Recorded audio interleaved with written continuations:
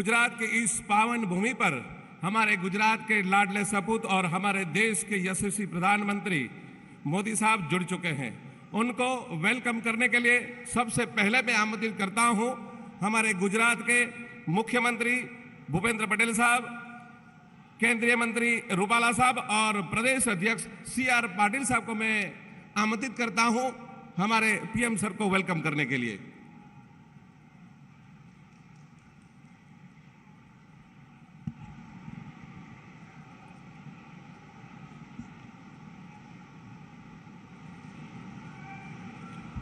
दोस्तों जोरदार तालियां हो जाए।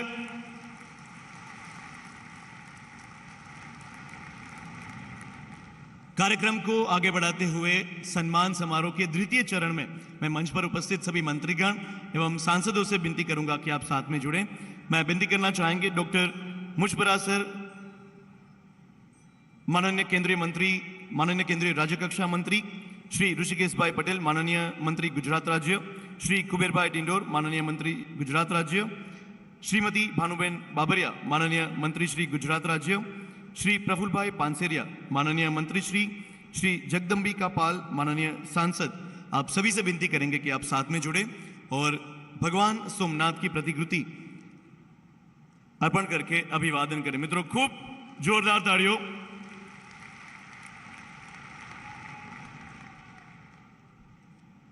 बहुत बहुत धन्यवाद। हम सभी जोरदार तालियों के साथ यही क्षण में जुड़े। प्रोग्राम को आगे बढ़ाते हुए मैं एक बार फिर हमारे आदरणीय PM नरेंद्र मोदी सर को वेलकम करने के लिए आमंत्रित करता हूं। Secretary education Shri David Edward, chief एशियाफिक आनंद सिंह, हमारे all India primary teacher federation के रामपाल सिंह, जनरल सेक्रेटरी कमलाकांत त्रिपाठी, गुजरात राज्य के प्राथमिक शिक्षक संघ के प्रमुख दिगुबा जाडेजा और महामंत्री सतीश पटेल को मैं विनती करता हूं, अनुरोध करता हूं कि आप आएं और हमारे देश के यशस्वी प्रधानमंत्री मोदी सर को हमारी यूनियन की ओर से वेलकम करें। जोरदार तालियों के साथ हम उनको वेलकम करें।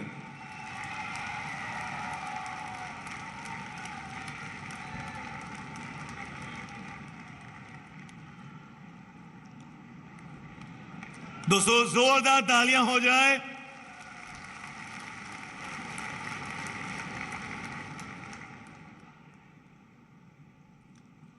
खूब खूब आभार।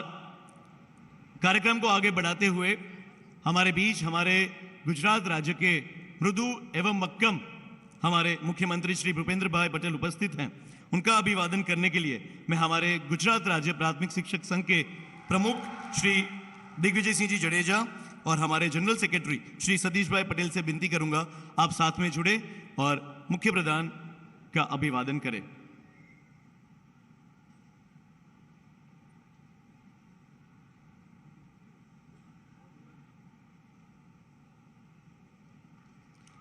दोस्तों जोरदार तालियों से अभिवादन हो हमारे गुजरात राज्य के मुख्यमंत्री माननीय श्री भूपेंद्र भाई पटेल साहब का।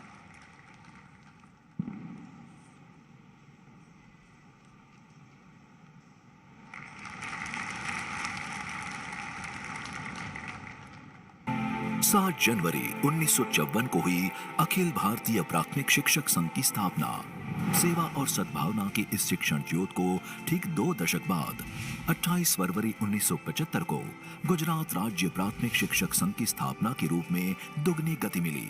संघ द्वारा स्थापित शिक्षा की इस उच्चतम प्रणाली को एक नई परिभाषा तब मिली जब 2009 में तत्कालीन मुख्यमंत्री और हमारे आदरणीय प्रधानमंत्री श्री नरेंद्र भाई मोदी ने गुजरात राज्य शैक्षणिक संशोधन केंद्र चाणक्य भवन का उद्घाटन किया।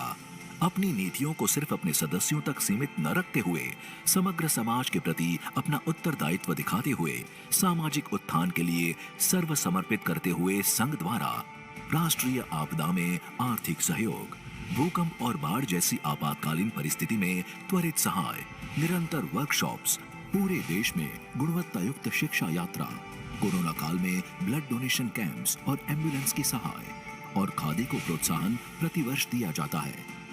इसके साथ ही संघ द्वारा विद्या समीक्षा केंद्र और उसके द्वारा शिक्षा के क्षेत्र में की जाने वाली सभी पहलों को निरंतर सहयोग, कन्या शिक्षा, प्रवेशोत्सव और गुणोत्सव की ध्येय सिद्धि में निरंतर सहयोग और साथ ही गुजरात प्राथमिक शिक्षक संघ द्वारा शैक्षणिक और सामाजिक क्षेत्र में उत्कृष्ट और प्रतिभाशाली शिक्षकों का चयन कर उन्हें पूज्य श्री मुरारी बापू के कर कमलों द्वारा चित्रकूट अवार्ड एनायत किया जाता है।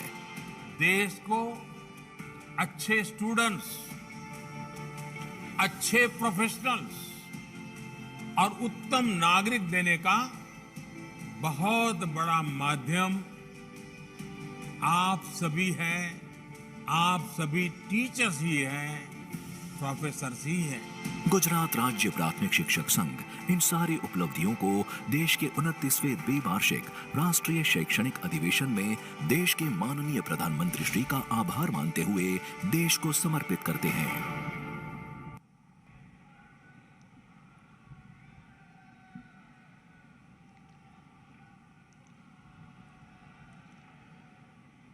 गुजरात के लोकप्रिय मुख्यमंत्री श्री भूपेंद्र भाई पटेल, केंद्र में मंत्रिपरिषद के मेरे साथी और जो जीवन भर अपने आप को शिक्षक के रूप में ही परिचय करवाते हैं, ऐसे पुरुषोत्तम रूपाला जी, पिछले चुनाव में भारत की संसद में देश में, पूरे देश में सबसे अधिक वोट पाकर के जीतने वाले श्रीमान सी.आर. पाटिल जी, गुजरात सरकार के मंत्रीगण, अखिल भारतीय प्राइमरी शिक्षक संघ के सभी सदस्यगण, देश के कोने कोने से आए सम्मानित शिक्षकगण, देवी और सज्जनों, आपने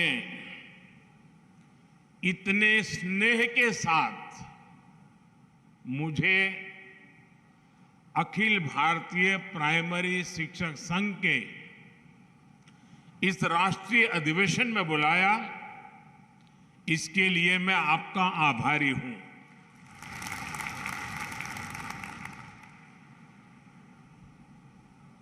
आजादी के अमृत काल में जब भारत विकसित होने के संकल्प के साथ आगे बढ़ रहा है, तो आप सभी शिक्षकों की भूमिका बहुत बड़ी है। गुजरात में रहते हुए मेरा प्राथमिक शिक्षकों के साथ मिलकर के राज्य की पूरी शिक्षा व्यवस्था को बदलने का अनुभव रहा है। एक जमाने में गुजरात में ड्रॉप आउट रेट, जैसा मुख्यमंत्री जी ने बताया, करीब करीब 40% आसपास हुआ करता था, और आज ये, जैसा मुख्यमंत्री जी ने बताया, 3% से भी कम रह गया है।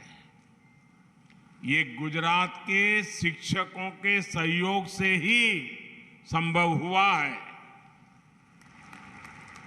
गुजरात में शिक्षकों के साथ मेरे जो अनुभव रहे, उसने राष्ट्रीय स्तर पर भी नीतियां बनाने में, पॉलिसी फ्रेमवर्क में हमारी काफी मदद की है।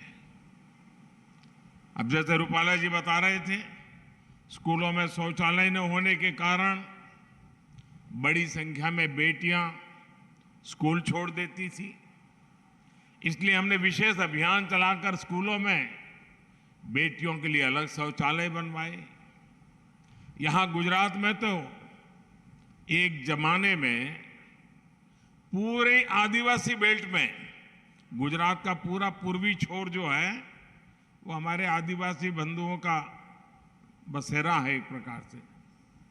उस पूरे इलाके में उमरगाम से अंबाजी साइंस स्ट्रीम की पढ़ाई ही नहीं होती थी। आज शिक्षक न केवल वहां साइंस पढ़ा रहे हैं, बल्कि मेरे आदिवासी नौजवान बेटे बेटियां डॉक्टर और इंजीनियर भी बन रहे हैं। मैं कई बार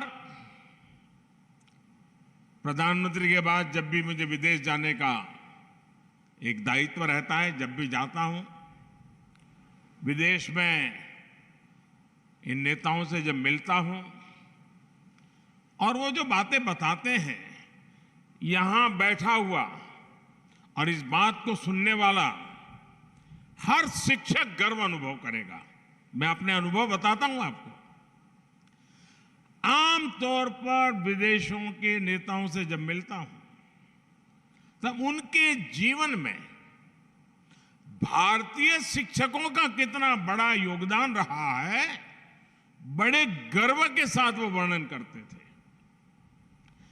मैं प्रधानमंत्री बनने के बाद मेरी पहली विदेश यात्रा भूटान में हुई और भूटान के राज परिवार के साथ जब मैं बैठा था, तो वो गर्व से बताते थे, जो उनके सीनियर किंग है वो बता रहे थे कि मेरी पीढ़ी के जितने लोग भूटान में हैं, उन सबको कोई न कोई हिंदुस्तान के शिक्षक ने पढ़ाया लिखाया है।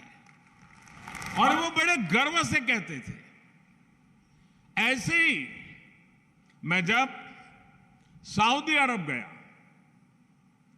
वहां के किंग बहुत वरिष्ठ और सम्मान्य महापुरुष हैं, मुझ पर उनका प्रेम भी बहुत है। लेकिन उनसे जब मैं बैठा तो बोले मैं तुझे बहुत प्यार करता हूं। फिर उन्होंने मुझे पूछा क्यों मालूम है? मैंने कहा आप बताइए, ये आपकी कृपा है। उन्होंने कहा देखो भाई, मैं भले राजा हूं, जो भी हूं, लेकिन बचपन में मेरा शिक्षक तुम्हारे देश का था और तुम्हारे गुजरात का था और उसने मुझे पढ़ाया। यानी इतने बड़े संपन्न देश के महापुरुष बातचीत में भारत के प्रधानमंत्री के से बात करते समय एक शिक्षक के योगदान की बात करना गौरव अनुभव कर रहे थे। पिछले दिनों कोविड में आप WHO के संबंध में टीवी पर बहुत कुछ देखते होंगे। आप WHO को जो मुखिया है मिस्टर टेड रॉस, उनके कई बार टीवी पर आपने उनके बयान देखे हैं। मेरी उनकी बड़ी अच्छी मित्रता है और वो हमेशा गर्व से कहते थे। पिछले दिनों जामनगर आए थे, तब भी वो उसी गर्व के साथ दोबारा उल्लेख किया। उन्होंने कहा बचपन से मेरी जिंदगी के हर पड़ाव में कोई न कोई हिंदुस्तानी शिक्षक का योगदान रहा है। मेरे जीवन को बनाने में भारत के शिक्षक का योगदान रहा है। और फिर तो उन्होंने मुझे ये भी कहा कि मैं आज भारत आया हूं, भारत के शिक्षकों ने मुझे बनाया है, आप मुझे एक भेंट सौगात दे सकते हैं क्या? मैंने कहा क्या? बोले लेकिन आपको देनी पड़ेगी और सार्वजनिक रूप से देनी पड़ेगी।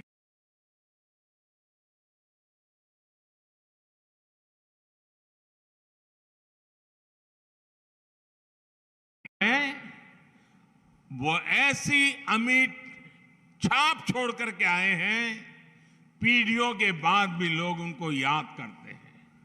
साथियों, जैसे रूपाला जी गर्व से कह सकते हैं कि वो आजीवन शिक्षक हैं, मैं स्वयं में शिक्षक नहीं हूं, लेकिन मैं गर्व से कहता हूं कि मैं एक आजीवन विद्यार्थी हूं। मैंने आप सभी से समाज में जो कुछ भी होता है उससे बारीकी से ऑब्जर्व करना सीखा है। आज प्राथमिक शिक्षकों के इस अधिवेशन में अपने इन्हीं अनुभवों को मैं आज जरा जी भर करके आपके सामने कुछ कहना चाहता हूं।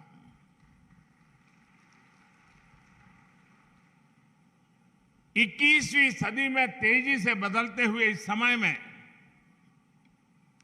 भारत की शिक्षा व्यवस्था बदल रही है, शिक्षक बदल रहे हैं, छात्र भी बदल रहे हैं। ऐसे में इन बदलती हुई परिस्थितियों में हम कैसे आगे बढ़े, ये बहुत अहम हो जाता है। जैसे हमने देखा है, पहले के टीचर्स के सामने संसाधनों की कमी, इंफ्रास्ट्रक्चर का अभाव जैसी कई चुनौतियां होती थी और तब छात्रों की तरफ से कोई खास चुनौती नहीं होती थी। आज टीचर्स के सामने से संसाधन और सुविधाओं की जो कमी थी, वो जो समस्याएं थी, वो धीरे धीरे दूर हो रही है। लेकिन आज की पीढ़ी के बच्चे, छात्र, उनकी जो जिज्ञासा है, उनका जो कौतूहल है, वे माँ बाप के साथ साथ टीचर्स के लिए भी एक बहुत बड़ी चुनौती, एक चैलेंज लेकर आया है।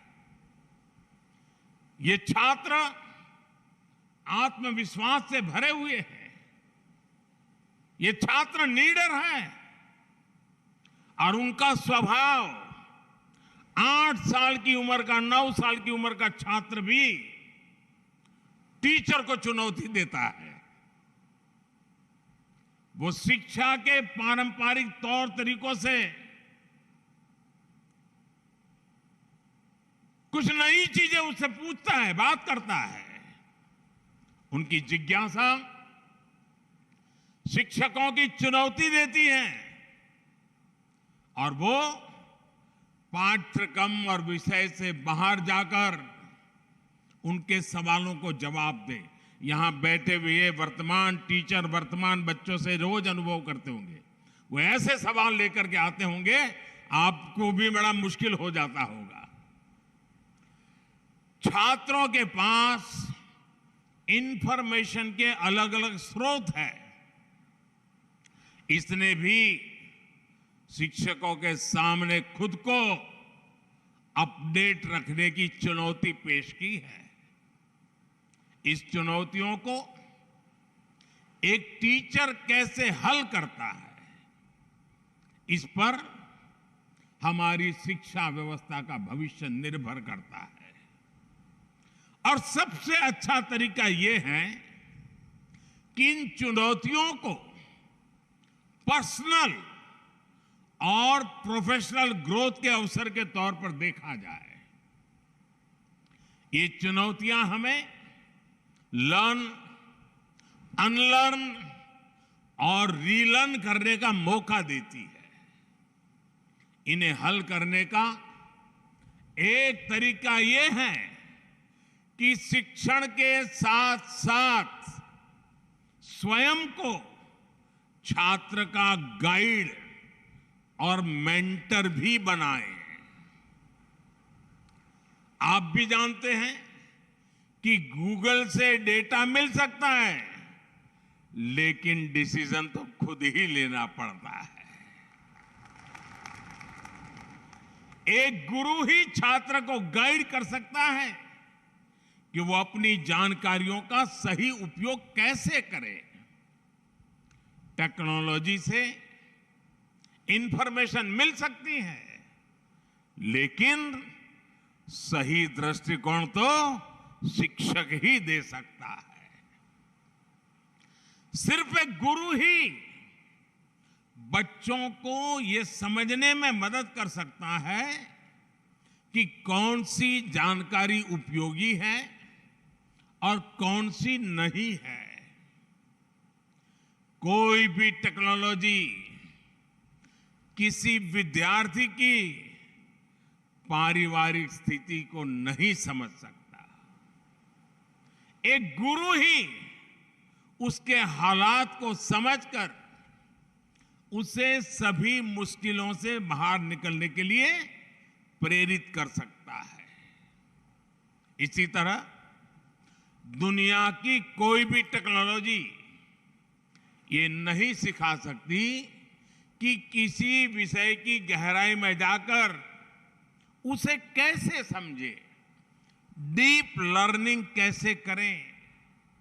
जब इंफॉर्मेशन की भरमार हो, इंफॉर्मेशन के पहाड़ खड़े हो जाते हैं, तो छात्रों के लिए ये महत्वपूर्ण हो जाता है कि वो कैसे एक चीज पर अपना ध्यान केंद्रित करें।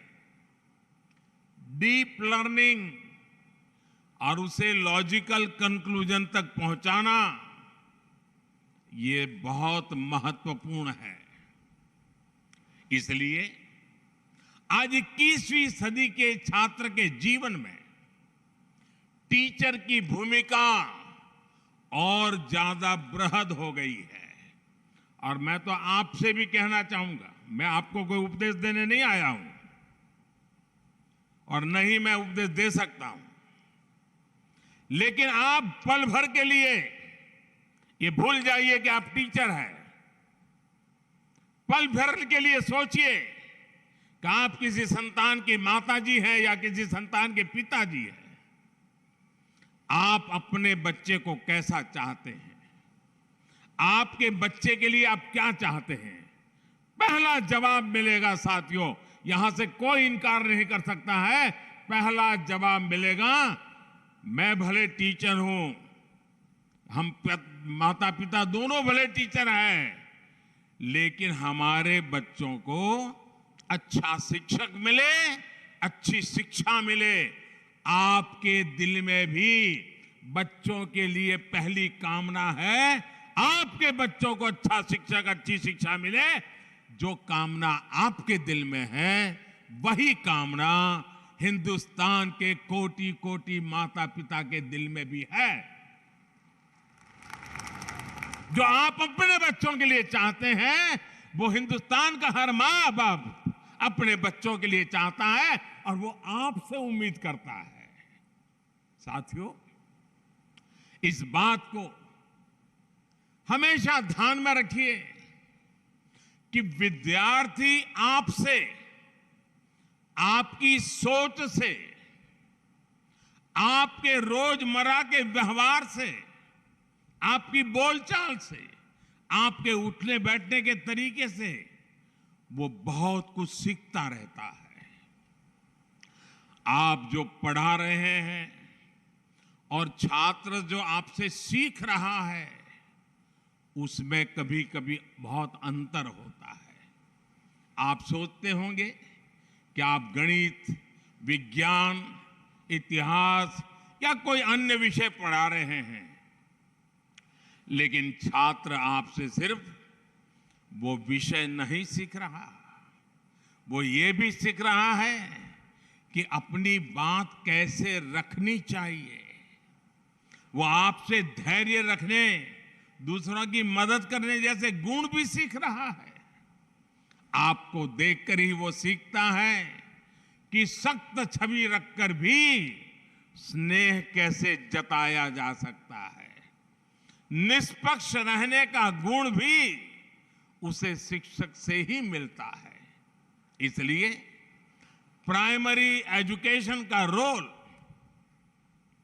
बहुत इंपॉर्टेंट होता है। छोटे बच्चों के लिए टीचर परिवार से बाहर वो पहला व्यक्ति होता है जिसके साथ वो सबसे ज्यादा समय बिताता है। इसलिए आप सभी में इस दायित्व का एहसास भारत की आने वाली पीढ़ियों को बहुत मजबूत करेगा। साथियों, अभी आप जिन स्कूलों में कार्यरत हैं, वहां नई राष्ट्रीय शिक्षा नीति या तो लागू हो चुकी होगी या फिर लागू होने वाली होगी। और मुझे गर्व है कि इस बार जो राष्ट्रीय शिक्षा नीति बनी है, देश के लाखों शिक्षकों ने उसको बनाने में कंट्रीब्यूशन किया है। शिक्षकों के परिश्रम में से ये पूरी शिक्षा नीति बनी पाई है और इसके कारण सर्वदूर उसका स्वागत हुआ है। आज भारत 21वीं सदी की आधुनिक आवश्यकताओं के मुताबिक नई व्यवस्थाओं का निर्माण कर रहा है। इन नई राष्ट्रीय शिक्षा नीति इसी को ध्यान में रखते हुए बनाई गई है। हम इतने वर्षों से स्कूलों में पढ़ाई के नाम पर अपने बच्चों को केवल किताबी ज्ञान दे रहे थे। नई राष्ट्रीय शिक्षा नीति उस पुरानी अप्रासंगिक व्यवस्था को परिवर्तित कर रही है। राष्ट्रीय शिक्षा नीति प्रैक्टिकल पर है, आधारित है।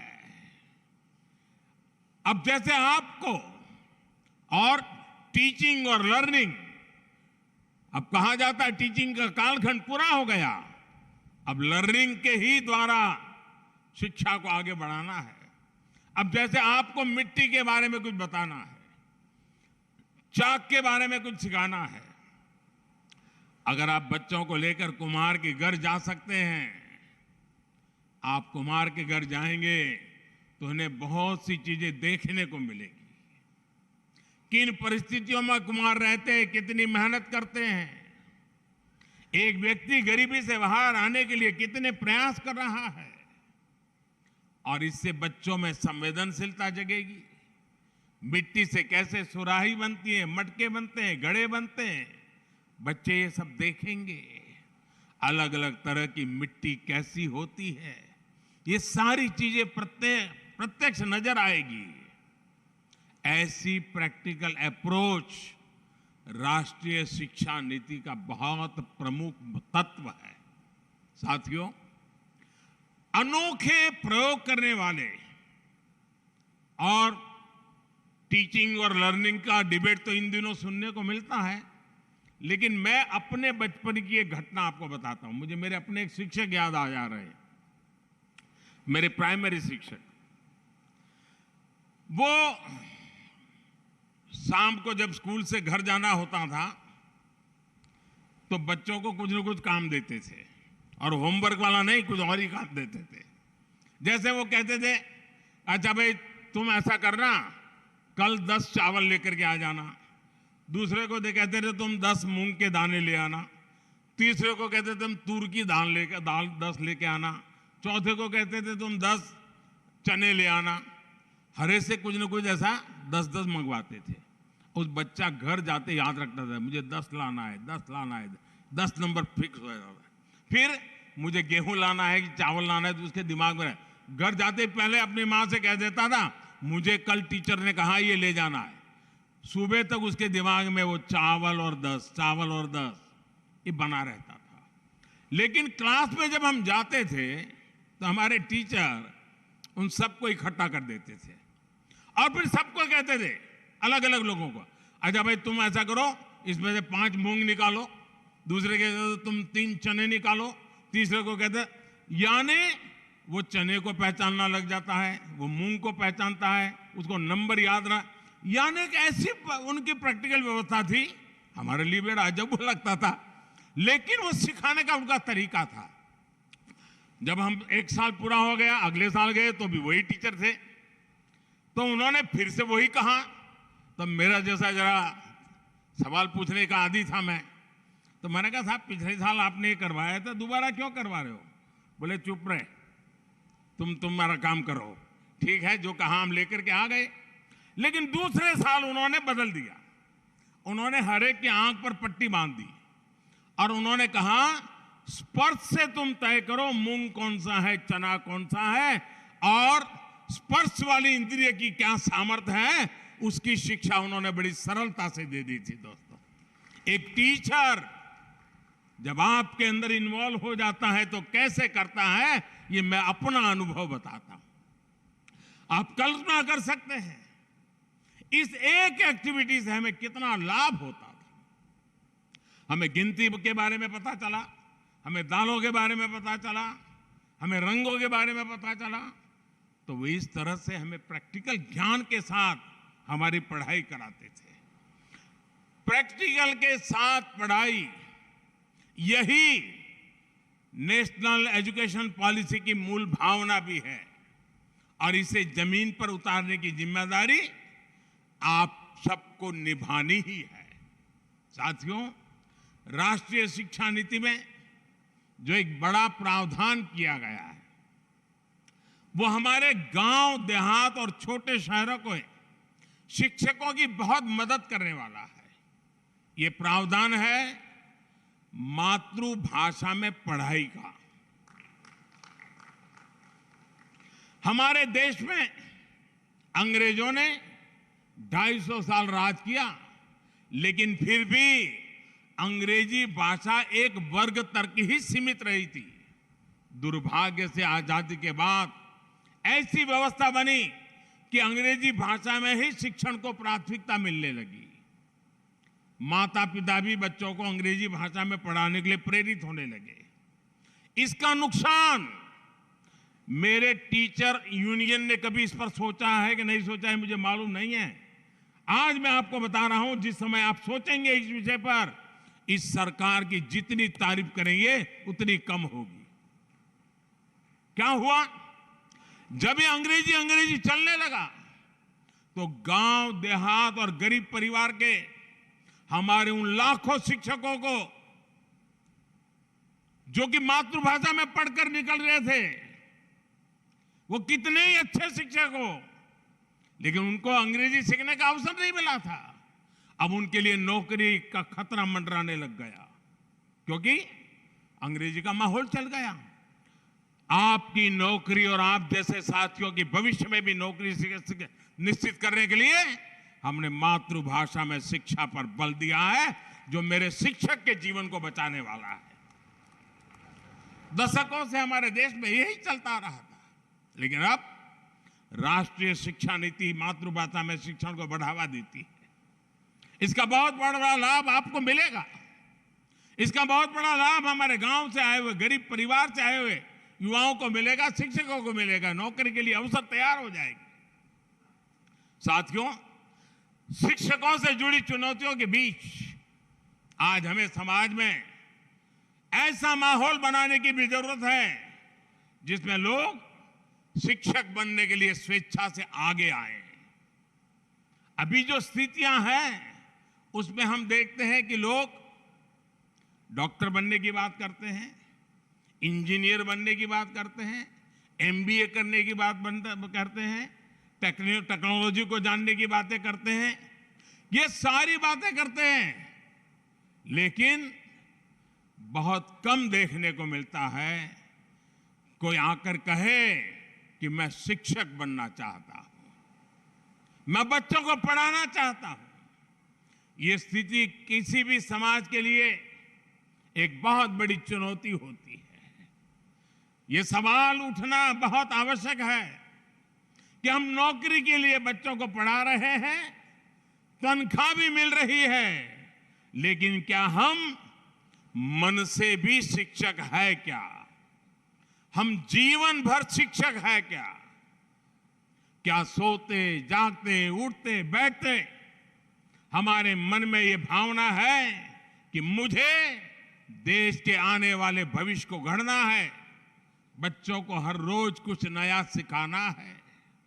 मैं मानता हूं समाज को बनाने में शिक्षकों की बहुत बड़ी भूमिका होती है, लेकिन कई बार कुछ परिस्थितियां देखकर मुझे तकलीफ भी होती है। मैं आप बताऊंगा, आप भी मेरी तकलीफ समझ पाएंगे। मैं कभी कभी, क्योंकि मेरे मन में, जैसे अभी रूपाला जी ने वर्णन किया ना, मैं मुख्यमंत्री बना तो मेरी दो इच्छाएं थी, व्यक्तिगत दो इच्छाएं। एक, बचपन में जो मेरे साथ स्कूल में पढ़ने वाले मेरे दोस्त थे, उनको मैं सीएम के घर बुलाऊं, क्योंकि मैं एक परिव्राजक था, मेरा नाता सबसे टूट चुका था। 3 दशक बीच में बीत गए थे, तो मेरा मन कर गया कि उन पुराने दोस्तों को याद करूं। और दूसरी मेरी इच्छा थी कि मेरे सभी टीचर्स को मैं अपने घर बुलाऊं और उनका सम्मान करूं। और मुझे खुशी है कि उस समय जब मैंने मेरे टीचर्स को बुलाया, एक टीचर की उम्र 93 थी। और आपको साथियों गर्व होगा, मैं एक ऐसा विद्यार्थी हूं, आज भी मेरे जितने टीचर जीवित हैं, मैं उनके साथ जीवन संपर्क में हूं, आज भी। लेकिन आजकल मैं क्या देख रहा हूं, अगर मैं कहीं कोई शादी का निमंत्रण देने आता है या किसी शादी ब्याह में जाता हूं, तो मैं उनको पूछता हूं, वो कितना ही बड़ा आदमी होगा, मैं उसको पूछता हूं, अच्छा भाई, तुम्हारी शादी हो रही है, तुम्हारी जिंदगी का बड़ा महत्वपूर्ण अवसर है, क्या तुमने अपने किसी टीचर को शादी में निमंत्रण दिया है क्या? 100 में से 90% कोई मुझे कहता नहीं कि मैंने टीचर को बुलाया है। और जब मैं सवाल पूछता हूं, लोग इधर उधर देखने लग जाते हैं। अरे तुम्हारी जिंदगी बनाने की जिसने शुरुआत की, और तुम जीवन के एक बहुत बड़े पड़ाव की ओर जा रहे हो, और शादी में तुझे तेरा टीचर याद नहीं आया? ये समाज की एक सच्चाई है। और ऐसा क्यों हो रहा है, ये हम सबको सोचना चाहिए। और इस सच्चाई का एक और पहलू है, जैसे मैं ऐसे लोगों को पूछता हूं विद्यार्थी के बारे में, तो मैं टीचर को भी पूछता हूं। मैं बहुत से शिक्षकों के कार्यक्रम में जाना पसंद करता रहा हूं, बहुत सालों से जाता रहता हूं, तो मैं उनको जरूर मिलता हूं, तो पूछता हूं। मैं छोटे छोटे स्कूल के कार्यक्रम में भी जाता हूं और उनके टीचर्स रूम में बैठ करके उनसे पूछता हूं। मैं पूछता हूं भाई, अच्छा बताओ भाई, आप 20 साल से टीचर हो, कोई 25 साल से टीचर हो, कोई 12 साल से टीचर हो, आप मुझे 10 विद्यार्थियों के नाम बताइए, अपने जीवन काल के 10 विद्यार्थियों के नाम बताइए जो आज जीवन में इतनी ऊंचाई को प्राप्त किया है कि आपको गर्व हो रहा है कि वो आपका विद्यार्थी था और उसका जीवन सफल हुआ है। मुझे दुर्भाग्य से कहना है, बहुत सारे टीचर मुझे जवाब नहीं दे पाते हैं कि मैंने 20 साल टीचर तो रहा, हर दिन आया, बच्चे मेरे साथ रहते थे, लेकिन कौन 10 विद्यार्थी अपनी जिंदगी में बना पाए, और उसको मुझे याद है कि नहीं, उसको मुझे कुछ समझ रहा है कि नहीं, तो 0 रिजल्ट आ रहा है दोस्तों। यानी डिस्कनेक्ट दोनों तरफ से है, ये विद्यार्थी और टीचर दोनों ही तरफ हो रहा है। और साथियों, ऐसा भी नहीं है कि सब बिखर ही गया है। हमारे खेल के मैदान में आपको स्थितियां बिल्कुल अलग मिलती हैं। हम देखते हैं कोई खिलाड़ी अगर कोई मेडल लेकर के आता है तो सबसे पहले अपने गुरु, अपने कोच को प्रणाम करता है। वो ओलंपिक जीत करके आया होगा, बचपन में जिसने खेल सिखाया होगा, उसके बीच में 15-20 साल का फासला चला गया होगा, फिर भी जब वो मेडल प्राप्त करता है, उस गुरु को प्रणाम करता है। गुरु के सम्मान की भावना जीवन पर्यंत उसके मन में रहती है।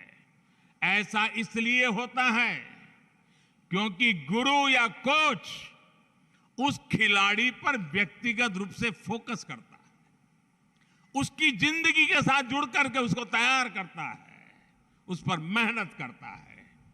खेल के मैदान से अलग शिक्षकों की सामान्य दुनिया में हम ऐसा कम ही होता देखते हैं कि कोई विद्यार्थी उन्हें जीवन भर याद कर रहा है, उनके संपर्क में है। ऐसा क्यों होता है, इसके बारे में हमें जरूर सोचना चाहिए।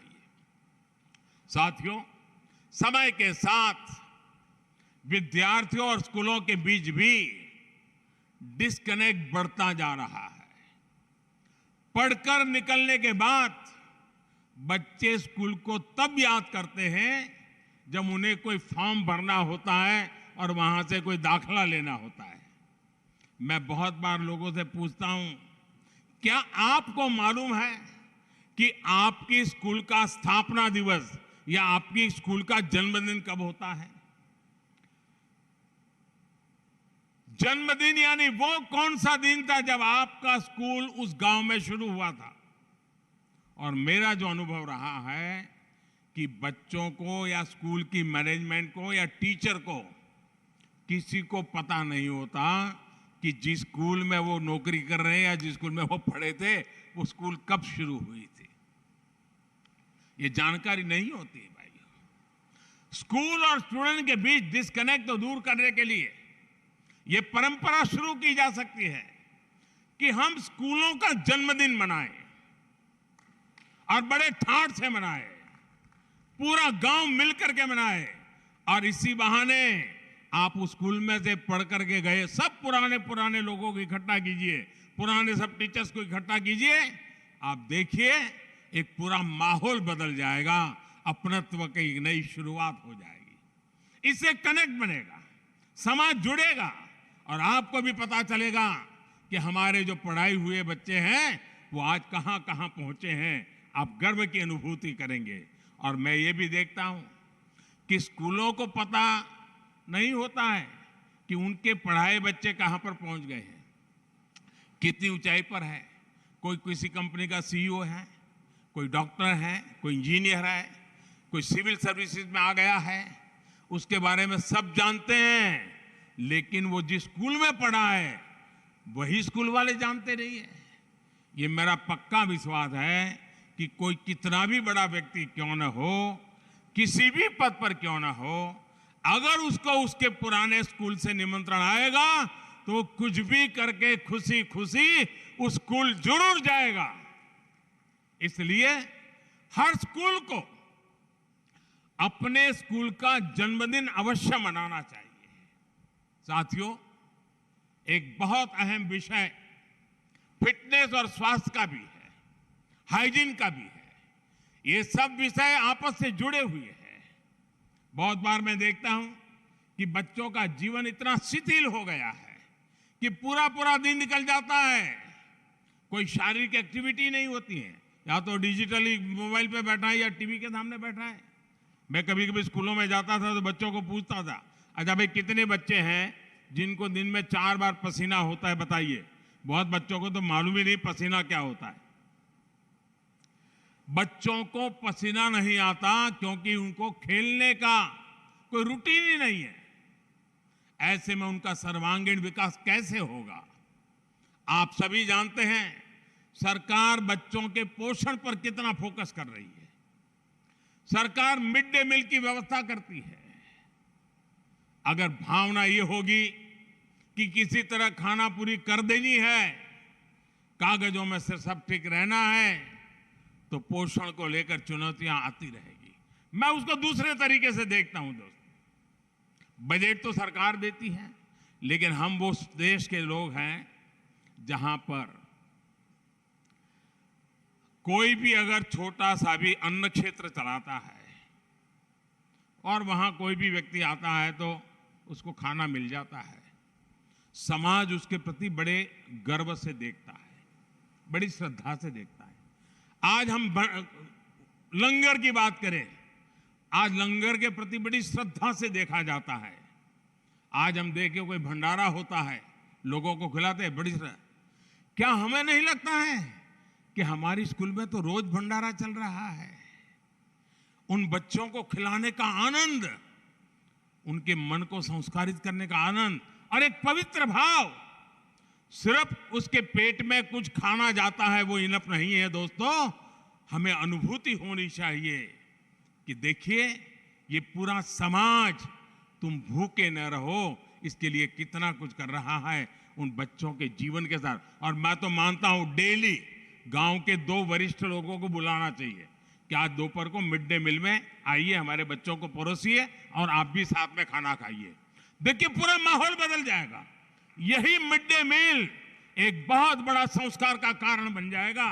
और उससे बच्चों को कैसे खाना, कितनी स्वच्छता से खाना, कुछ खाना खराब नहीं करना, कुछ फेंकने, सारे संस्कार उसके साथ जुड़ जाएंगे।